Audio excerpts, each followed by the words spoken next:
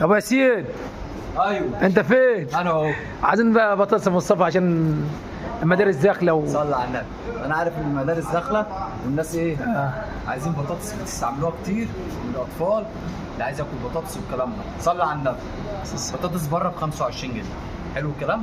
انا جايب لك شكاره 40 كيلو. حلو الكلام. بكام يا عم عشري؟ ب 20 جنيه.